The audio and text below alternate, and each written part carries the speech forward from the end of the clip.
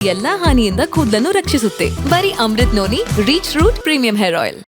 ಕಳೆದ ಕೆಲ ದಿನಗಳಿಂದ ಬಿಜೆಪಿಯ ರಾಜ್ಯಾಧ್ಯಕ್ಷರು ಭಾಳ ಒಂಥರ ಇಶ್ಯೂಸ್ನ ಬಿಟ್ಟು ವೈಯಕ್ತಿಕ ತೇಜೋವಧೆಗೆ ಇಳಿದಿದ್ದಾರೆ. ನಾನು ಸನ್ಮಾನ್ಯ ಬಿಜೆಪಿ ರಾಜ್ಯಾಧ್ಯಕ್ಷರಾದಂಥ ವಿಜೇಂದ್ರ ಅವ್ರಿಗೆ ಒಂದು 4 ಪ್ರಶ್ನೆಗಳನ್ನ ಕೇಳಕ್ಕೆ ಬಯಸ್ತೀನಿ. ಸಾಧ್ಯ ಆದರೆ ಅವರು ಉತ್ತರಿಸಲಿ. ವಿಜೇಂದ್ರ ಸರ್ ಅವರೇ, ತಾವು ನಮ್ಮ ಮಾನ್ಯ ಶಿಕ್ಷಣ ಸಚಿವರಾದ ಮಧು ಬಂಗಾರಪ್ಪ ಸಾಹೇಬ್ರ ಬಗ್ಗೆ ಅದೇನೋ ಅವ್ರ ಹೇರ್ ಸ್ಟೈಲ್ ಬಗ್ಗೆ ತಾವು ಮಾತಾಡಿದ್ರಿ. ನೀವು ರಾಜ್ಯಾಧ್ಯಕ್ಷರು ಸರ್, ಇಶ್ಯೂಸ್ ಮೇಲೆ ಮಾತಾಡಿ, ತಪ್ಪುಗಳಿದ್ರೆ ತೋರಿಸಿ. ಹೋಗಿ ಹೇರ್ ಸ್ಟೈಲ್ ಬಗ್ಗೆ ನೀವು ಮಾತಾಡ್ತೀರಾ ಅಂದರೆ, ಇಲ್ಲ ನೀವು ಓದೋದು ಕಡಿಮೆ ಮಾಡಿರಬೇಕು, ಇಲ್ಲ ನಿಮ್ಮ ಹಿಂದೆ ಇರೋ ಅಡ್ವೈಸರ್ಗಳು ಓದೋದು ಕಡಿಮೆ ಮಾಡಿರಬೇಕು, ಇಲ್ಲ ನಿಮಗೆ ಗೈಡ್ ಮಾಡ್ತಿದಾರಲ್ಲ ಅವ್ರನ್ನಾದ್ರೂ ನೀವು ಚೇಂಜ್ ಮಾಡ್ಕೋಬೇಕು. ನಿಮ್ಮ ಪಾರ್ಟಿ MLAಗಳು ಸದಸ್ಯರು ಮಾತಾಡಲಿ. ಒಂದು ಶಿಕ್ಷಣ ಸಚಿವರನ್ನ ಪ್ರಶ್ನೆ ಮಾಡುವಾಗ ವೈಯಕ್ತಿಕ ತೇಜೋವಧೆಗೆ ಯಾರಾದರೂ ಇಳಿತಾರ? ವಿಜೇಂದ್ರ ಅವರೇ, ಶಿವಮೊಗ್ಗದ ಇತಿಹಾಸದಲ್ಲಿ ಇಬ್ಬರನ್ನ ಮರೆಯೋಕ್ಕಾಗಲ್ಲ. ಶಿವಮೊಗ್ಗದ ಇತಿಹಾಸ, ಆ ಇಬ್ಬರು ಇಲ್ಲದೆ ಇತಿಹಾಸ ಕಂಪ್ಲೀಟ್ ಆಗಲ್ಲ.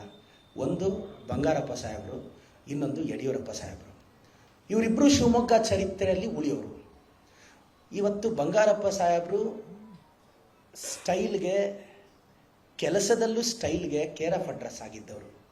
ಗ್ರಾಮೀಣ ಕೃಪಾಂಕ ಕೊಟ್ಟು ರೂರಲ್ ಮಕ್ಕಳು ಪ್ರತಿಷ್ಠಿತ ವಿದ್ಯಾಸಂಸ್ಥೆಯಲ್ಲಿ ಓದಬೇಕು ಅಂತ ಆವತ್ತು ಗ್ರಾಮೀಣ ಕೃಪಾಂಕ ಕೊಟ್ಟವರು ಬಂಗಾರಪ್ಪ ಸಾಹೇಬರು. ಬಹಳಷ್ಟು ಯೋಜನೆಗಳನ್ನ ತಂದವರು ಬಂಗಾರಪ್ಪ ಸಾಹೇಬರು. ಅವ್ರ ಮಗ ಮಧು ಬಂಗಾರಪ್ಪನವರು. ಅವರು ಶಿಕ್ಷಣ ಸಚಿವರಾದ ಮೇಲೆ 12,000 ಜನರ ಟೀಚರ್ಸ್ ಪೋಸ್ಟಿಂಗ್ ಆಯಿತು. ಅದು ನಿಮಗೆ ಗಮನಕ್ಕಿಲ್ವಾ ವಿಜೇಂದ್ರ ಅವರೇ?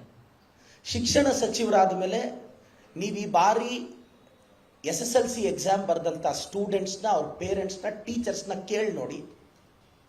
ಇಷ್ಟು ಸ್ಟ್ರಿಕ್ಟ್ ಆಗಿ ಎಕ್ಸಾಮ್ ಯಾವತ್ತೂ ಕರ್ನಾಟಕದಲ್ಲಿ ನಡೆದಿಲ್ಲ. ಇದು ಇವತ್ತು ಗೊತ್ತಾಗಲ್ಲ, ಅದರ ಎಫೆಕ್ಟ್ ಇನ್ನೊಂದು 5-10 ವರ್ಷ, ಈಗ ಅವರು ಗ್ರಾಜ್ಯುಯೇಷನ್ ಮುಗಿಸ್ಕೊಂಡು ಆಚೆ ಬಂದಾಗ ಗೊತ್ತಾಗುತ್ತೆ. ಅವ್ರು ಇವತ್ತು ಎಜುಕೇಷನ್ ಸಿಸ್ಟಮ್ ಅಲ್ಲಿ ಬದಲಾವಣೆ ತಂದಿದ್ದಾರೆ. ಫೇಲ್ ಆಗ್ತಿದ್ರು ಹುಡುಗರು, ಈಗ 3 ಅವಕಾಶ ಕೊಟ್ಟಿದ್ದಾರೆ. ಸ್ಕೋರ್ ಕಡಿಮೆ ಆದರೆ ಲೈಫ್ ಟೈಮ್ ಅದೇ. ಈಗ ಒಬ್ಬ ಹುಡುಗ 10th ಅಲ್ಲಿ ಸ್ಕೋರ್ ಕಡಿಮೆ ಮಾಡ್ಬಿಡ್ತಾನೆ, ಪೇಪರ್ ಟಫ್ ಬಂದು, ಆದರೆ 3 ಅವಕಾಶ ಕೊಟ್ಟಿದ್ದಾರೆ.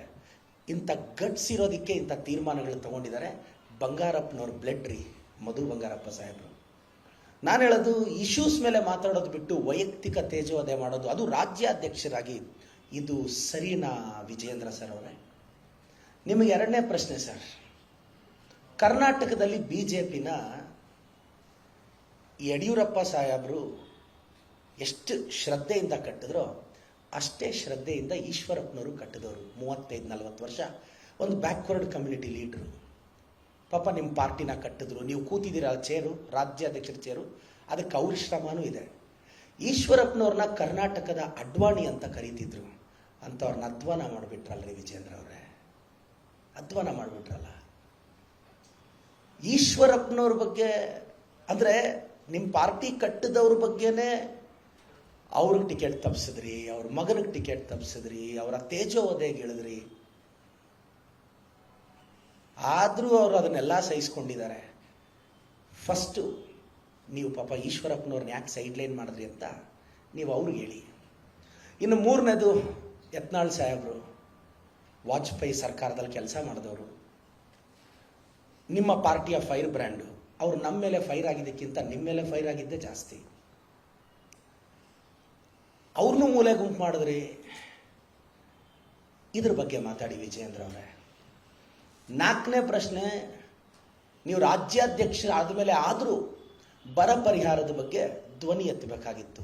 ನೀವು ಧ್ವನಿ ಎತ್ತಲಿಲ್ಲ. ಏನಾದರೂ ಮಾತಾಡಿದ್ರೆ ನಿಮ್ಮ IT ಸೆಲ್ ಇಟ್ಕೊಂಡು, ನಿಮ್ಮ IT ಟೀಮ್ ಇಟ್ಕೊಂಡು ತೇಜೋವಧೆಗೆ ಇಳಿತೀರಾ? ನಾನು ಕಳೆದ 2-3 ದಿನದಿಂದ ನೋಡ್ತಿದ್ದೀನಿ, ಒಬ್ಬ ರಾಜ್ಯಾಧ್ಯಕ್ಷರು ಇಶ್ಯೂಸ್ ಎಷ್ಟಿದಾವೆ ಮಾತಾಡೋಕ್ಕೆ, ಎಷ್ಟು ಗಂಭೀರ ವಿಚಾರಗಳಿದೆ ಮಾತಾಡೋಕ್ಕೆ, ಎಷ್ಟು ವಿಚಾರಗಳು ಮಾತಾಡ್ಬೋದು ಪ್ರತಿದಿನ ಒಂದು 4 ಪತ್ರಿಕೆ ಓದಿದ್ರೆ. ಅದೆಲ್ಲ ಬಿಟ್ಟು ಅದು ಏನು ಸರ್ ಹೇರ್ ಸ್ಟೈಲ್? ಸರ್, ಮಧು ಬಂಗಾರಪ್ಪನವ್ರ ಹೇರ್ ಸ್ಟೈಲ್ಗೆ ಕರ್ನಾಟಕದಲ್ಲಿ ಅವ್ರದೇ ಆದಂಥ ಫ್ಯಾನ್ಸ್ ಫಾಲೋವರ್ಸ್ ಇದ್ದಾರೆ. ನೀವ್ಯಾಕೆ ಅದ್ರ ಬಗ್ಗೆ ತಲೆ ಕೆಡಿಸ್ಕೊತೀರಾ? ಕಂಟೆಂಟ್ ಇಲ್ಲದೆ ಇದ್ದಾಗ, ಪ್ರಿಪ್ರೇಷನ್ ಇಲ್ಲದೆ ಇದ್ದಾಗ, ಅಡ್ವೈಸರ್ಸು ಬರೀ ಡೀಲ್ಗಳಿಗೆ ಇಳಿದಾಗ ಹಿಂಗಿರುತ್ತೆ ಕಂಟೆಂಟ್ ಪ್ರೆಸೆಂಟೇಷನ್. ಒಂದು 4 ಜನ ಡೈಲಿ ಓದಿ ಅಣ್ಣ ಇದು ವಿಚಾರ ಅಣ್ಣ ಅಂತ ಕರೆಕ್ಟಾಗಿ ಹೇಳಿದ್ರೆ, ವಿಜೇಂದ್ರ ಅವರೇ ನೀವು ಯುವಕರಿದ್ದೀರಾ, ಏನೇನೋ ಕನಸು ಕಟ್ಕೊಂಡು ಬಂದಿದ್ದೀರಾ. ಯಡಿಯೂರಪ್ಪ ಸಾಹೇಬರ ಬಗ್ಗೆ ನನಗೆ ಅಪಾರವಾದ ಗೌರವ ಇದೆ. ಅವ್ರ ಮಗ ಅನ್ನೋ ಎಲಿಜಿಬಿಲಿಟಿನ ಪಕ್ಕಕ್ಕಿಟ್ರೆ ಸರ್, ಮತ್ಯಾವ ಕಾರಣಕ್ಕೆ ತಾವು ರಾಜ್ಯಾಧ್ಯಕ್ಷರಾದ್ರೆ ಅದನ್ನೊಂದು ಪಕ್ಕಕ್ಕಿಟ್ಟು ದಯವಿಟ್ಟು ಬ್ರೀಫ್ ಮಾಡಿ. 35-40 ವರ್ಷ ಪಾರ್ಟಿ ಕಟ್ಟದವ್ರನ್ನೆಲ್ಲ ತುಳಿತಾ ಬಂದಿರಿ ನೀವು. ಎಥಿಕ್ಸ್ ಇಲ್ಲ. ನೀವು ನಮ್ಮ ಪಕ್ಷದ ಬಗ್ಗೆ, ನಮ್ಮ ಮುಖ್ಯಮಂತ್ರಿಗಳ ಬಗ್ಗೆ, ಉಪಮುಖ್ಯಮಂತ್ರಿಗಳ ಬಗ್ಗೆ ಮಾತಾಡಿದ್ರಿ. ವಿಜೇಂದ್ರ ಅವರೇ, ನೀವು BJP ರಾಜ್ಯಾಧ್ಯಕ್ಷರಲ್ವಾ, ಶಿಸ್ತಿನ ಪಕ್ಷ ಅಂತ ನಿಮ್ಮನ್ನು ನೀವೇ ಕರ್ಕೊಂಡಿದ್ದೀರಲ್ಲ. ಶಿಸ್ತಿನ ಪಕ್ಷ ಅಂದರೆ ಅದು ಕಾಂಗ್ರೆಸ್ ಸರ್. ನಮ್ಮ ಪಕ್ಷದಲ್ಲಿ ಯಾರಾದರೂ ಬಹಿರಂಗವಾಗಿ ನಮ್ಮ CM ಸಾಹೇಬ್ರನ್ನೋ DCM ಸಾಹೇಬ್ರನ್ನೋ ಮಾತಾಡಲಿ, ಕಿತ್ತು ಬಿಸಾಕ್ತೀವಿ ಸಾಯಂಕಾಲದಷ್ಟೊತ್ತಿಗೆ. ನನ್ನ ಜೀವನದಲ್ಲಿ ನಾನು ಮಾತ್ರವಲ್ಲ, ನನ್ನ ಕೂದಲು ಕೂಡ ಆಗಿರ್ಬೇಕು ಸ್ಟ್ರಾಂಗ್ ಅಂಡ್ ಸ್ಟೈಲಿಶ್. ಬರೀ Amrut noni reach root premium hair oil ನೊಂದಿಗೆ. Reach root premium hair oil. ಈಶ್ವರಪ್ಪನವ್ರು ಮಾತಾಡ್ತಾನೆ ಇದ್ದಾರೆ, ಯತ್ನಾಳ್ ಸಾಹೇಬ್ರು ಮಾತಾಡ್ತಾನೆ ಇದ್ದಾರೆ. ತೀರ್ಮಾನ ತಗೊಳ್ಳೋ ಗಟ್ಸ್ ಇಲ್ಲ ನಿಮಗೆ. ಚೇರ್ಗಲ್ಲರಿ ಕೆಪಾಸಿಟಿ ಇರೋದು, ಅದರ ಮೇಲೆ ಕೂತ್ಕೊಳ್ಳೋನ್ಗೆ. ಇವತ್ತು ನಿಮ್ಮ ವಿರುದ್ಧ ನನಗೆ ಯಡಿಯೂರಪ್ಪ ಸಾಹೇಬ್ರ ಬಗ್ಗೆ ಭಾಳ ಗೌರವ ಇದೆ. ಅವರು 40-45 ವರ್ಷ ರಾಜಕಾರಣ ಮಾಡಿದವರು. ಪಾಪ ಯಾವತ್ತೂ ಒಂದು ನಿಷ್ಠೆಯಿಂದ ನಡ್ಕೊಂಡು ಹೋದ ವ್ಯಕ್ತಿ. ಆದರೆ ಯಾವುದೋ ಒಂದು ಛೋಟಾ ಸಿಗ್ನೇಚರ್ ಯಾರೋ ಹಾಕಿದ್ರಲ್ವಾ, ಅದರಿಂದ ಅವ್ರು ಜೈಲಿಗೆ ಹೋಗ್ಬೇಕಾಯ್ತು. ಆ ಛೋಟಾ ಸಿಗ್ನೇಚರ್ ಹಾಕಿದ್ದು ಯಾರು? ವಿಜೇಂದ್ರ ಅವರೇ. ಯಾಕೆ ಈ ಪ್ರಶ್ನೆಗಳೆಲ್ಲ ಕೇಳ್ತಿದ್ದೀನಿ ಅಂದರೆ, ಇಶ್ಯೂಸ್ ಮೇಲೆ ಮಾತಾಡಿ ಸರ್. ನನಗೆ ಗೊತ್ತು, ಇದಾದಮೇಲೆ ನಿಮ್ಮ IT ಟೀಮ್ ತುಂಬ ಆ್ಯಕ್ಟಿವ್ ಇದೆ, ಸ್ಟ್ರಾಂಗ್ ಇದೆ. ಪೇಡ್ ಕಾಮೆಂಟ್ಸ್ ಇದೆ, ಪೇಡ್ ಕಾಮೆಂಟ್ಸ್ ಎಲ್ಲ ಇರುತ್ತೆ ಕೆಳಗಡೆ. ಇದು ತುಂಬ ಆ್ಯಕ್ಟಿವ್ ಆಗುತ್ತೆ ಇವತ್ತು ನಾಳೆ. But we don't care. ಮತ್ತೆ ಹೋಗ್ಲಿ, ನೀವು ನಮ್ಮ ಮಧು ಬಂಗಾರಪ್ಪ ಸಾಹೇಬ್ರನ್ನ ಬೈದಿದ್ದೀರಾ ಅಂತ ನೀವು ನಮ್ಮನ್ನು ಕ್ಷಮೆ ಕೇಳಿ ಅಂತಲೂ ಕೇಳಲ್ಲ. ನೀವ್ಯಾರು ನಮ್ಮನ್ನು ಕ್ಷಮೆ ಕೇಳಕ್ಕೆ? ಈ ಕ್ಷಮೆ ನಾನು ನಿಮಗೆ ಸಾಧ್ಯ ಆದರೆ, ನಿಮ್ಮ ಪಾರ್ಟಿನ ಕಟ್ಟಿದ್ರಲ್ಲ ಈಶ್ವರಪ್ಪನವ್ರನ್ನ ಕೇಳಿ, ನಿಮ್ಮ ಪಾರ್ಟಿನ ಇಷ್ಟು ದೂರ ತಗೊಂಬಂದ್ರಲ್ವ ಯತ್ನಾಳ್ನವ್ರನ್ನ ಕೇಳಿ, ಅವ್ರಿಗೆ ಆನ್ಸರ್ ಮಾಡಿ. ಸಾಧ್ಯ ಆದರೆ ಇದಕ್ಕೆಲ್ಲ ಆನ್ಸರ್ ಮಾಡಿ ವಿಜೇಂದ್ರ ಅವರೇ.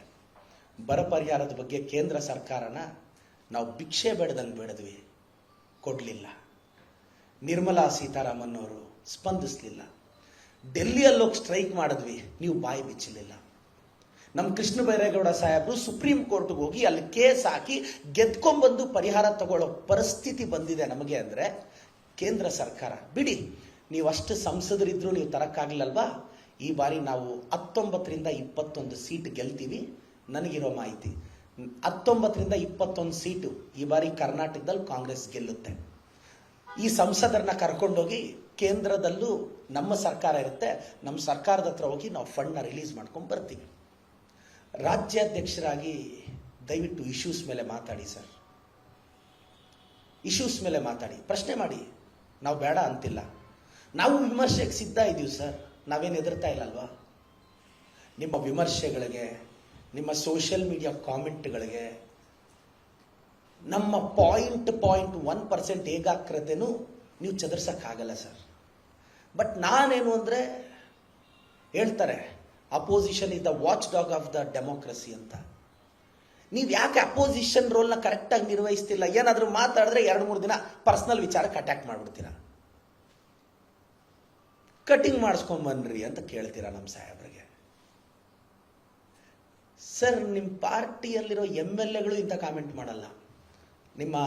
ನಮ್ಮ ಹಿರಿಯರು ಆವಾಗ ನಮ್ಮ DK ಸಾಹೇಬ್ರ ಗಡ್ಡದ ಬಗ್ಗೆ ಮಾತಾಡಿದ್ರು, ಮಾನ್ಯ ಅಶೋಕ್ ಸರ್ ಅವರು.